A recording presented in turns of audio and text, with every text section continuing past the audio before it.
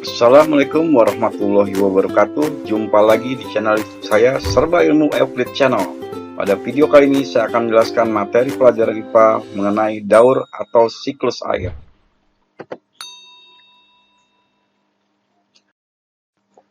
Air yang ada di bumi itu mengalami siklus. Siklus air ini nanti akan terjadi secara bergantian, yaitu air nanti dari bumi naik ke udara atau atmosfer lalu kembali lagi ke bumi. Nah, ini akan terjadi secara berkesinambungan atau secara terus-menerus. Nah, inilah yang disebut dengan siklus atau daur air. Namun, sebelum saya menjelaskan video saya ini, apabila kalian rasa video ini dapat bermanfaat, subscribe, like, share, and comment channel YouTube saya. Terima kasih. Seperti yang kalian perhatikan pada gambar, pada saat terjadinya proses sirkulasi atau daur air, nanti akan dilakukan atau akan terjadi beberapa tahapan. Yang pertama, di sini kita lihat ada evaporasi, kemudian transpirasi, kondensasi, presipitasi, dan infiltrasi. Nah, ini tahapan-tahapan yang terjadi pada siklus air. Nah, nanti akan saya jelaskan apa itu tahapan-tahapan yang dilakukan saat terjadinya siklus atau daur air. Sekarang saya akan menjelaskan secara lengkap daur atau siklus air. Daur atau siklus air atau yang dikenal dengan siklus hidrologi adalah sirkulasi air yang tidak pernah berhenti dari atmosfer ke bumi dan kembali lagi ke atmosfer melalui proses evaporasi, transpirasi, kondensasi, presipitasi, dan infiltrasi. Jadi yang pertama adalah evaporasi. Nah, evaporasi di sini adalah proses penguapan air dari berbagai sumber air yang ada di bumi, misalnya danau, sungai, laut, atau mungkin nanti waduk. Jadi apabila ada genangan-genangan air di permukaan bumi, dia akan terjadi penguapan.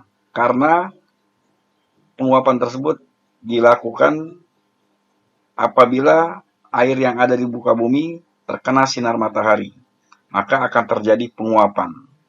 Nah, selain evaporasi, penguapan juga terjadi pada tumbuhan yang disebut dengan transpirasi. Jadi transpirasi adalah proses penguapan air yang berasal dari tumbuhan menjadi uap air.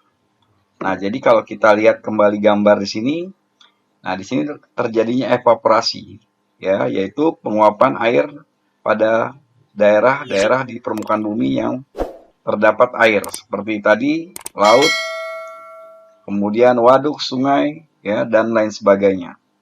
Nah, nanti evaporasi ini terjadi kenaikan air, nah, terjadi penguapan. Lalu terjadi penguapan juga dilakukan oleh tumbuhan yang dikatakan sebagai transpirasi. Jadi ada dua tahap atau dua jenis penguapan, yaitu evaporasi dan transpirasi. Tahap berikutnya adalah proses pengembunan yang terjadi saat awan berada di tempat yang semakin tinggi, maka suhunya akan semakin rendah. Nah, ini adalah tahapan kondensasi. Jadi apabila kita perhatikan gambar, ya, setelah air terjadi penguapan, ya, maka akan terbawa angin.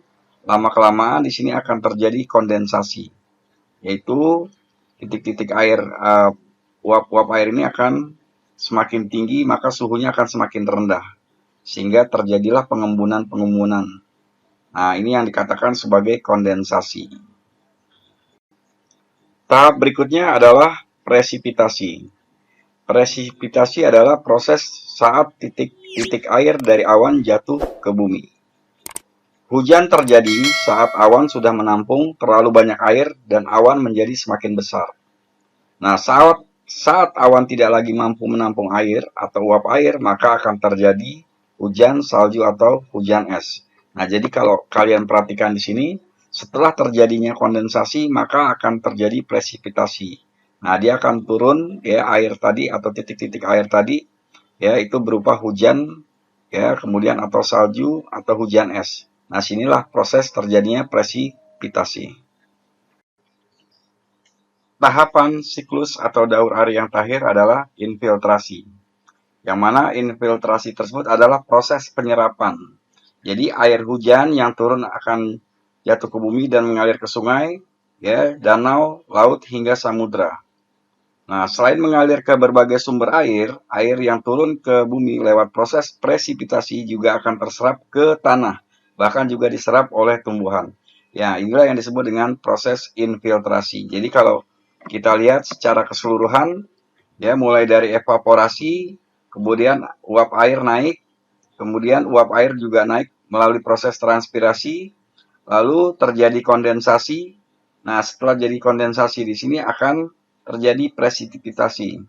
Nah, setelah terjadinya presipitasi, maka air turun lagi kembali ke bumi, ya, dan sebagian ke infiltrasi. Nah, disinilah yang dikatakan dengan proses-proses siklus air. Jadi, pada tahapan-tahapan ini kalian telah mengenal, ya, siklus atau daur air. Demikianlah penjelasan pada video saya ini. Mudah-mudahan apa yang saya jelaskan dapat bermanfaat buat kalian. Kurang lebihnya, wassalamualaikum warahmatullahi wabarakatuh. Jangan lupa subscribe, like, share, and comment channel YouTube saya. Terima kasih.